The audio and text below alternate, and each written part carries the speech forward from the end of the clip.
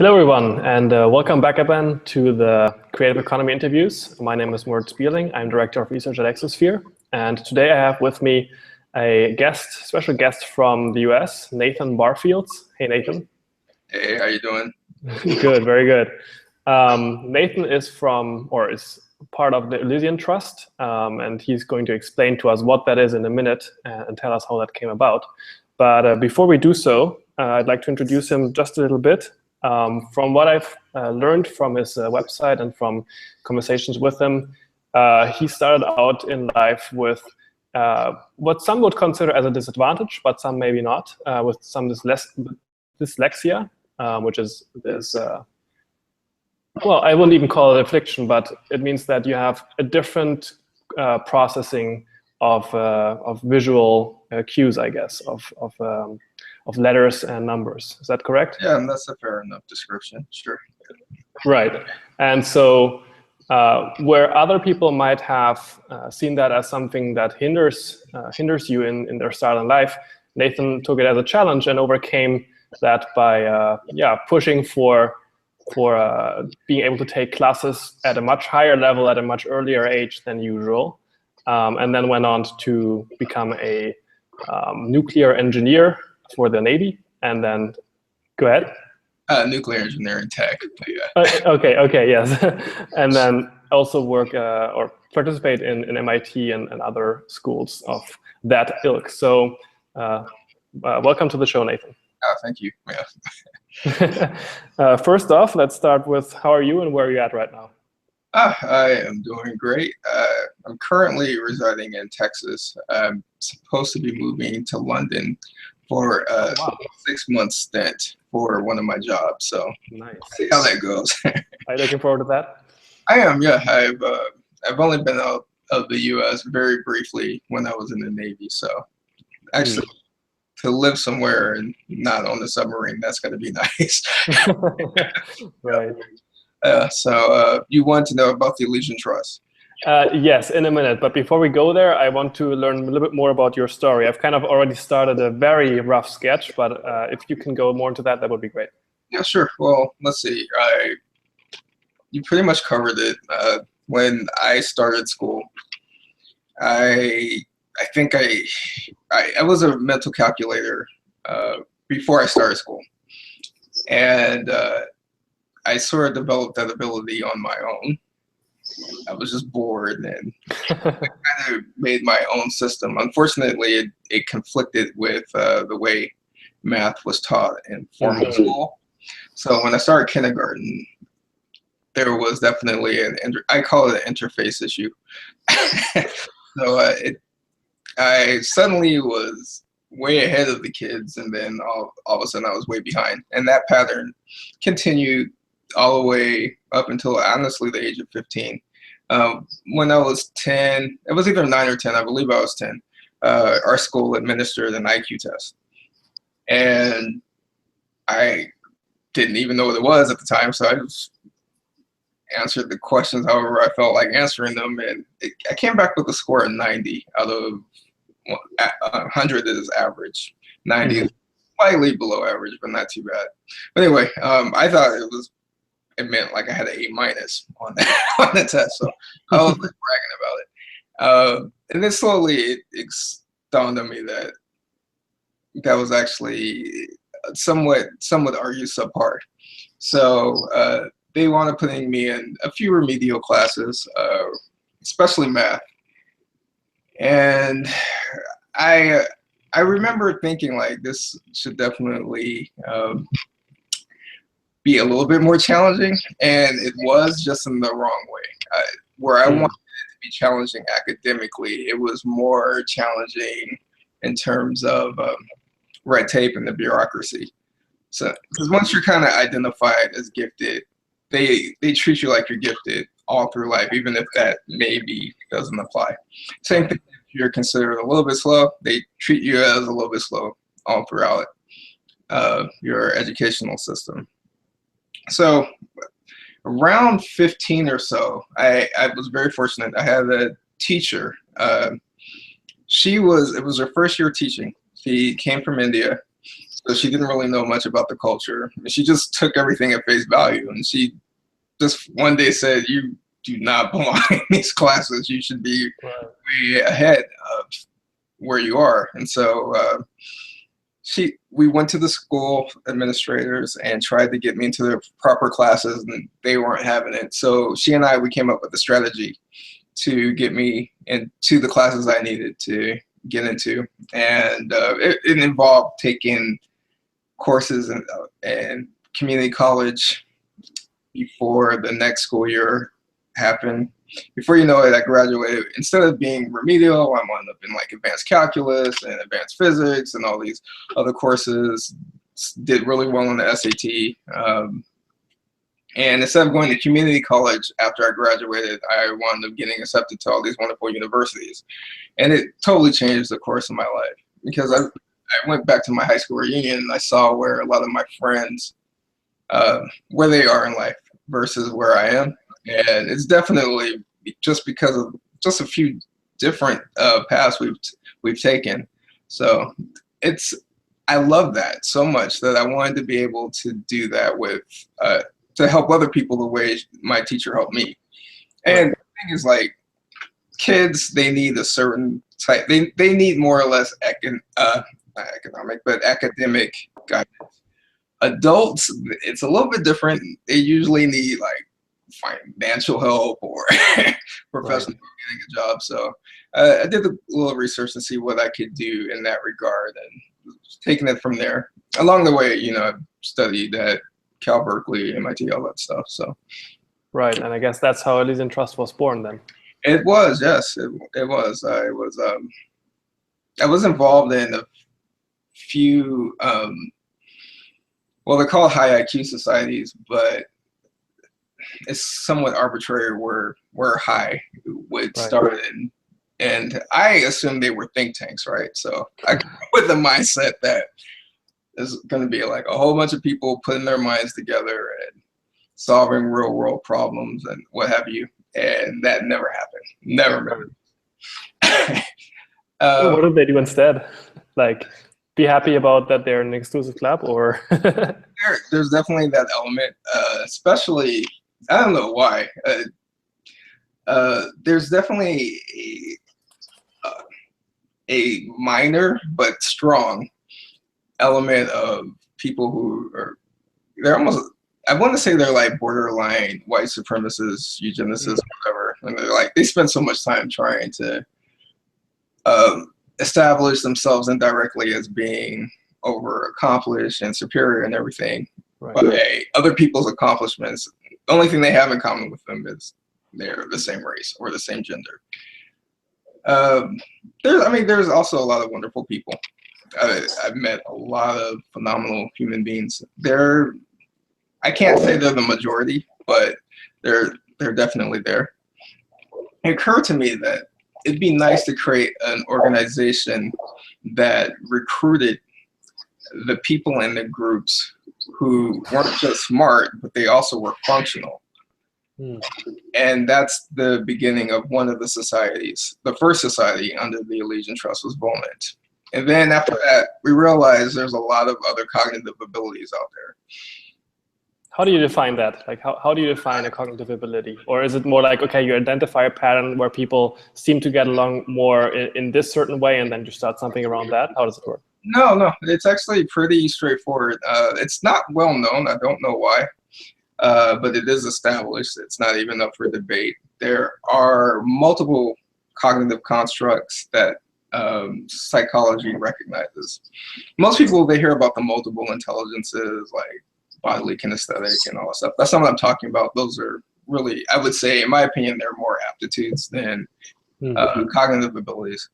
What I'm talking about is specifically creative thinking, critical thinking, what they call intuition capacity, and of course IQ is probably the most famous. And now there is emotional intelligence. So I wondered what would happen if I found people with these other higher range cognitive abilities and set up a society for them as well. Right. And see how they would differ, how they could help each other, how they could share stories, and also how they interact with the people in the other groups. And of course, there's a few people who qualify for more than one, which is always fascinating. Mm-hmm.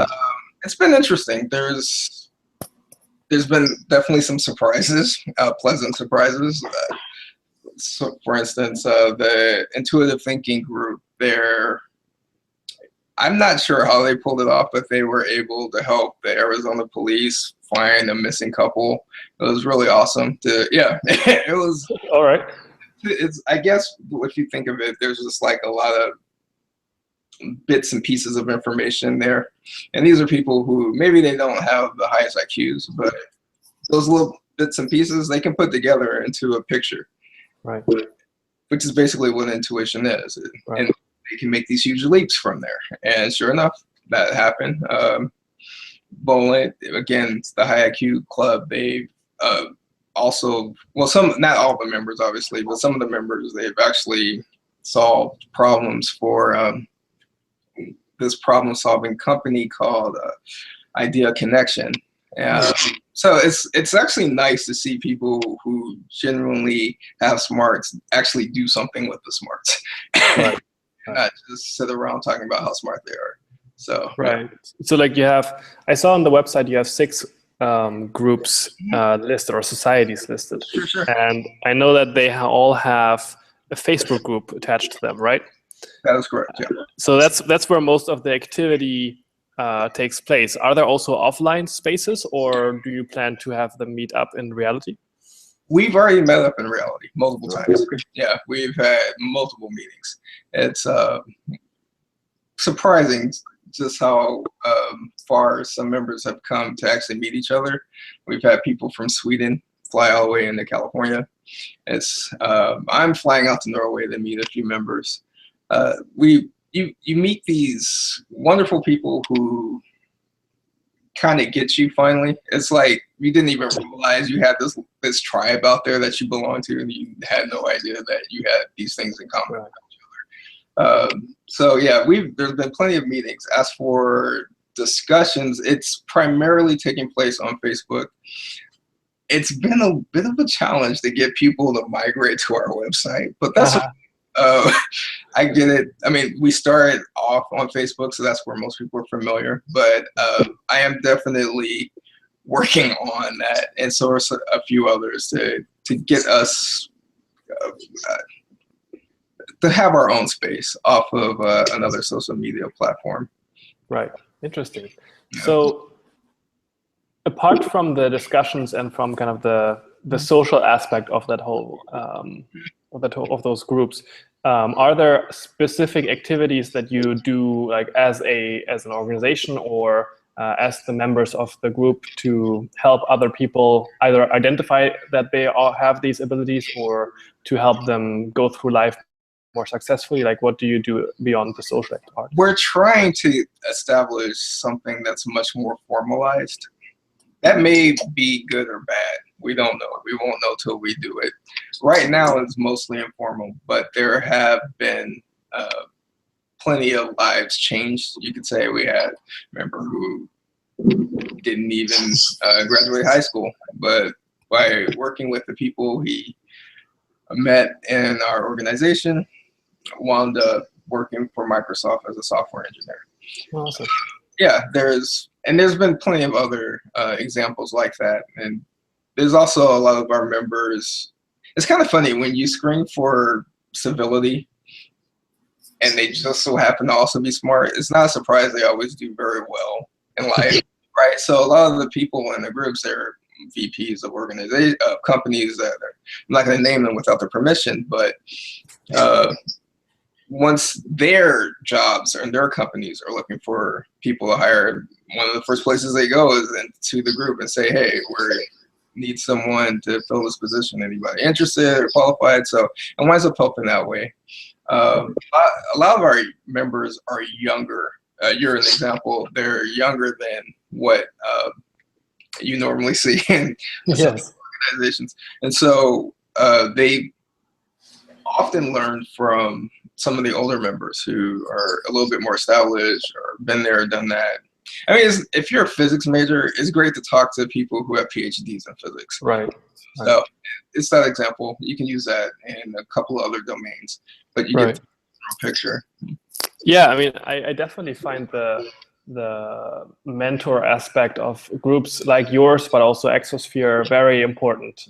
My personal development here at Exosphere over the past 2 years since I joined has, to a large degree, I think, taken such a good turn or good path because I have access to and live around with and work with people who I look up to, and who I'm on a similar level with in terms of how we think about the world, or not even that always, but mostly just having a willingness to engage you where you're at and help you make that next step, instead of kind of having a very fixed idea in their mind of what should be done, and now you have to go fit into that mold. Right. Yeah. No, that's actually a very valid point. There's also just the thing of capitalizing on every resource that's available to you. School's great, books are great, doing it your own way is great, but why not also use mentors if that's available? If it's readily available and you don't have to pay for it, why not? Right. Yeah. So I mean, there's another aspect to this also that I find interesting. When you were talking about that these people have this new feeling of, wow, I didn't even know there's a tribe out there for me, like people that are like me, that get me. I mean, that's kind of the beauty of the internet, that we have now this tool available to us to find these people and to talk about the things we care about without fear of being ostracized or being made fun of. Absolutely. And in that whole vein, like,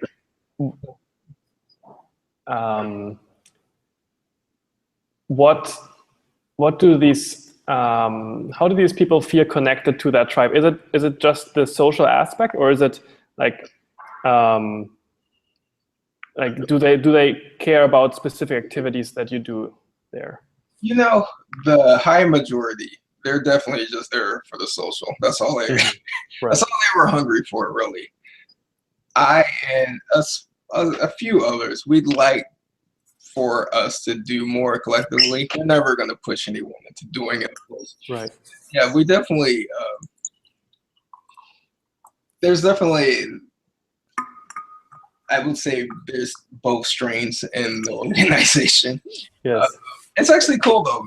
I think it's smart that we haven't made it so rigid where we can only do social activities that or basically discuss things online, because I've been in groups like that.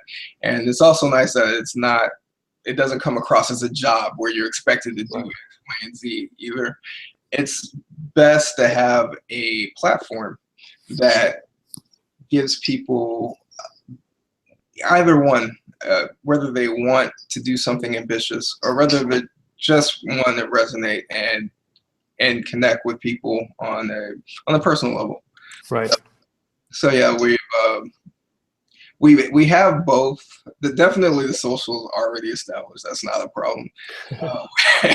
We're working on the, I guess what you can say, the actionable measures, the actionable goals.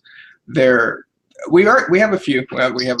We paid for a couple students to go into grant school to get certified as grant writers, because we're going to offer a grant writing service to the members. Because again, you're talking about a lot of people who they don't really need a scholarship so much, because a lot of them are adults, or the majority of them are. They have no interest in going to school, but they do have ideas they need funded, or a business they need funded. So hey, an organization that offers you a grant writing service, why not? You know, so we have services like that are at various stages of development. Some are fully developed. Are definitely the organization that we work with, another organization called Find Me. They combat human trafficking, and they help find missing people. They found that some of the people in the intuitive group I was telling you about, they actually are pretty useful for that. So we've done multiple cases with them already and stuff like that. Some of the other, but again, a lot of the other ones are a work in progress. We're only a few years old, so we got a ways to go. We'll get there. Right. I also remember you told me in the preparation for the interview that you are working with a company called Ask Wonder, I think. Yeah, that's. I checked the website. It was amazing to me. Like, can you explain briefly what that is? I was somewhat surprised. I sent them an email just to see what they were about after one of our members applied to work for them. But just for background information, Ask Wonder is an online research group. They do basically statistics. You can do statistics online for companies. You can do data research online. There's a few different things. To my surprise, the founder of the group, or I'm not sure if he's the founder or the president or both. His name is John Lightington. He sent me an email asking more about Allegiant Trust because they used the AllegiantTrust.org emails, and he was very impressed by what he saw there. So he wanted to know if there was a way for us to collaborate with Ask Wonder to hire members to do online research, get paid for it, comfort from their home. So yeah, it wound up fitting like a glove. It was definitely one of the more pleasant surprises, and it only happened like 2 weeks ago. So it's relatively new, but people have already gotten paid. So that's great. Yeah. So again, we're always looking for opportunities, because when we say, like, on our website, we talk about not just identifying talents and gifts in people, but also nurturing them. And a lot of societies say that, but you notice they never actually do it. We're really serious about doing that. We really, it's me, Sheldon Rubin Twirly, he's our investment officer, a few others. We go out of our way to try to find as many opportunities as we can for our members, because why else would you be there? Yes. Okay. Let's zoom out a little bit from your work and take a broader look at what the education system looks like. And I mean, I'm sure you have your own very strong opinions on that, but I'm mostly interested in, okay, how do you see the problems right now, and what is your personal conviction? What needs to change in the future? Yeah, well, it's not just in the United States. It's in most countries. It's probably faster to list the exceptions than the ones that fall into this category. Majority of the countries, they don't really care about gifted kids. There's this assumption that if you're gifted in some way, then you should be able to take care of yourself. You should be able to do it on your own. And that's not necessarily the case. It's very rarely the case. There are exceptions out there. There are some kids and adults. Just leave them alone. They will actually be able to figure out whatever it is they need. But most people who are gifted in one way or the other, that's not the case. They still need some guidance, especially younger people. In the United States, there is a lot of funding for people with learning disabilities, students with learning disabilities. I was one of them. Out here, we have this term called twice exceptional. It actually is such a thing. You can have a gift and what they call a learning disability. I was dyslexic, but I also wound up scoring off the charts later on the test. So I mean, you can have those combinations, right? So I'm one of the rare people. I've been in special education, but I've also been in gifted education, and I've been in average schools.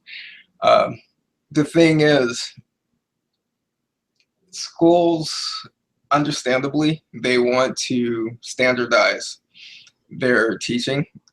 It's much easier for them. It is much harder to teach every student individually at their own.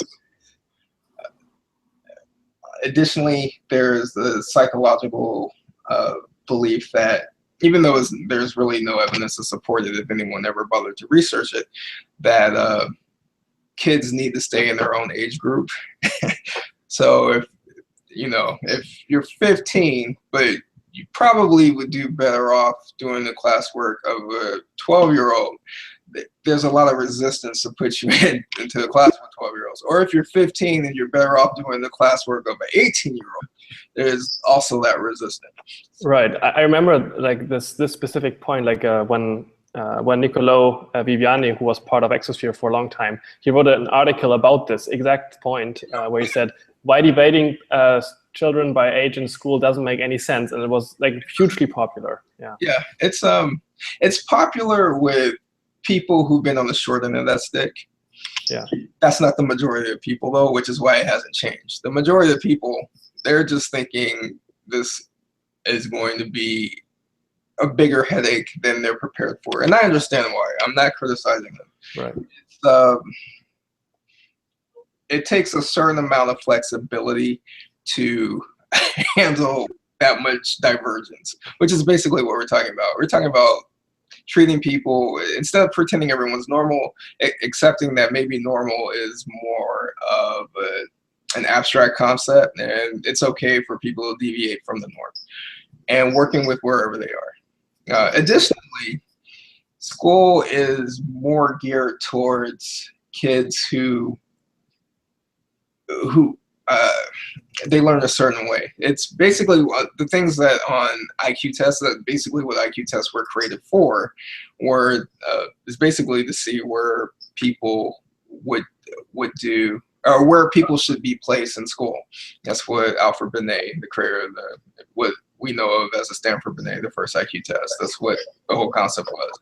Right. I mean, the whole thing was invented back in Germany, in Prussia, actually, to help create the managerial and administrative people.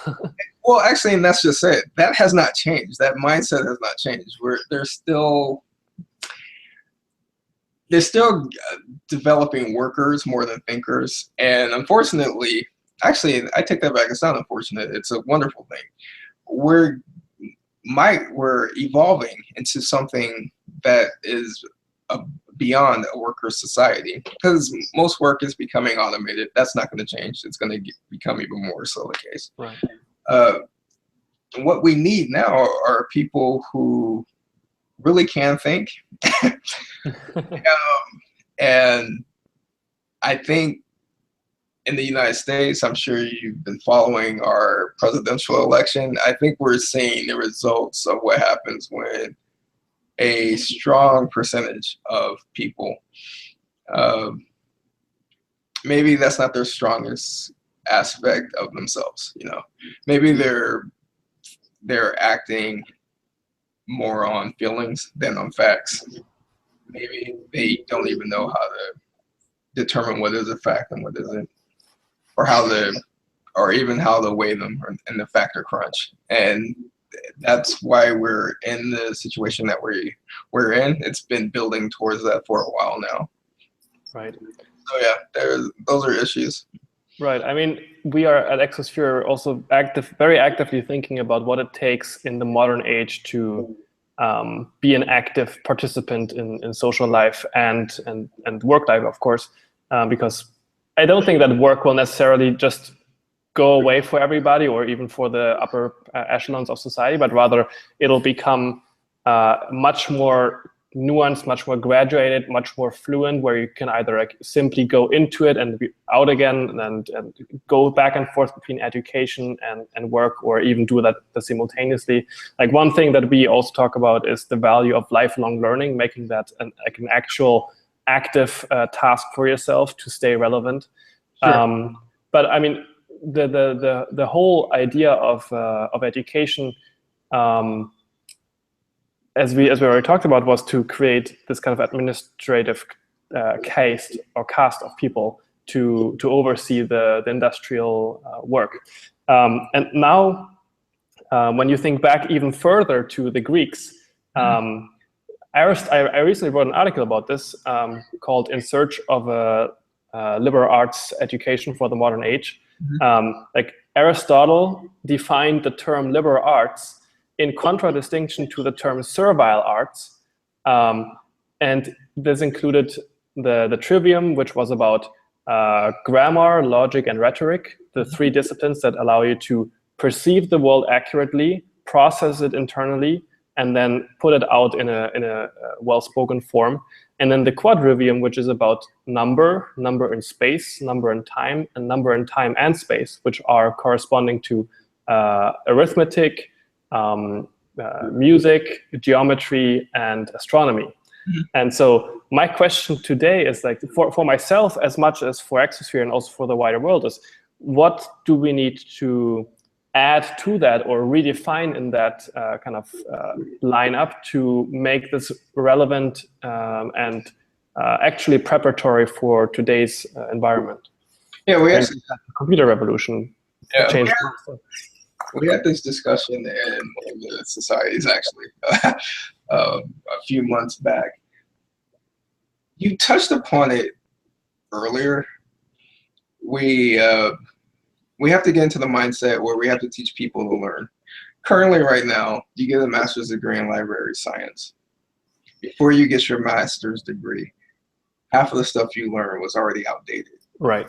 Information is changing incredibly rapidly. We also need to figure out a way to teach, actually maybe teach isn't the best word for it. I would say allow people to be creative, because right now, while I don't think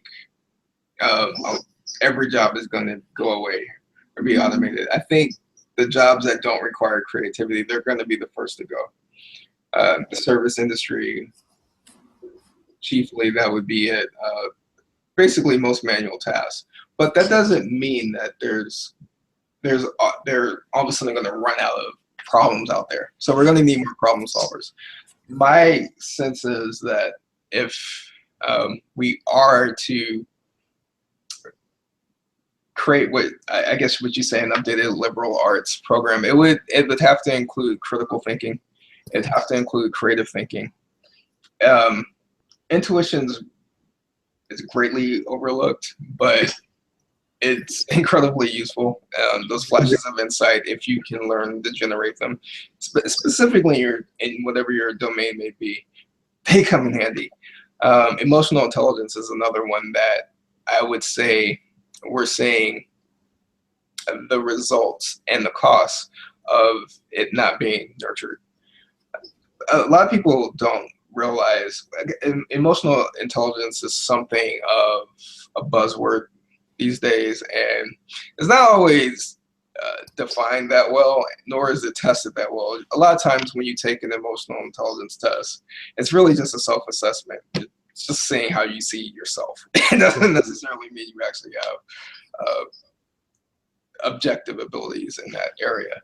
There are a few tests out there, and that's the ones we use in Elysian Trust that test for ability. And I got to tell you, the people who do very well in emotional intelligence, if you're talking about any humanistic or a social endeavor that involves other people, the people with high emotional intelligence, they wind up being the leaders. We also wind up being the people who keep other members in the group from going at each other's necks if that were to happen. Right. So they're the peacemakers and they're the leaders. Many times the case.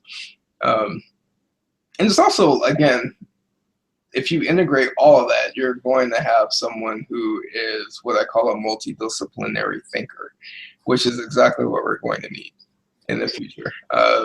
Right. Also, aside from that, one of the things I'm not sure how we'd be able to teach it, but we're going to also have to figure out a way to get people more inclined to act on their thoughts. I've noticed that there's often a lot of stagnation, or maybe I would even say paralysis, especially fear. It's like, oh my God, how am I going to do this? I have no idea how to pull it off, you know. And nothing. They have these wonderful ideas, but they never manifest. And I've seen that more and more. So that's something else. So you need to make smart thinkers, of course, or multidisciplinary thinkers, but also people. These people also have to be able to do something. Right.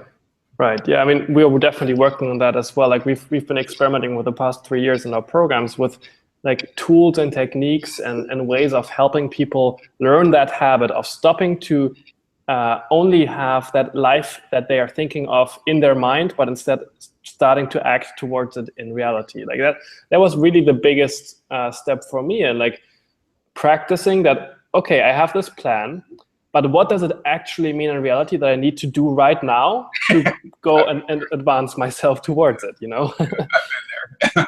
Yeah. Hopefully I'll never be there again, but yeah. With that feeling. Right. Yeah. I personally have found recently hugely valuable establishing for myself the habit of journaling daily in the mornings, where I basically I use that kind of I don't know whether it's an appropriate metaphor, but it works in my brain at least, of kind of using it as a if you think about it as my brain as a computer, then it's kind of where I process all those tasks that weren't taken care of throughout the day, like on the previous day, and then I also kind of assess myself, what happened throughout the past day, how it connects to my other thoughts, what I think about my behavior, my actions, what I could have done better, and kind of set the tone or stage for or trajectory for my next day, and kind of reorient myself completely in time and space. Like, okay, I'm now here, these things have happened, things have changed, now I can go more in that direction rather than that one. Sure. Yeah, I'm not sure if you're familiar with mnemonics or not, but there's a lot of memory training programs. They incorporate exactly what you're talking about, specifically for planning your future, what they call perspective memory. Yeah, I use it all the time. It definitely helps, for sure. Again, that's another thing, honestly, I would say memory is probably the backbone. It's not the only thing you need to learn or to teach a person to learn, but it's definitely, if you can't remember anything, you will learn much. So I would definitely incorporate that as well. Right. And one last thing before we kind of finish. I've also recently been thinking a lot about how our thinking has changed since programming, which is basically using language to create reality, has changed our thinking, our actual way of thinking.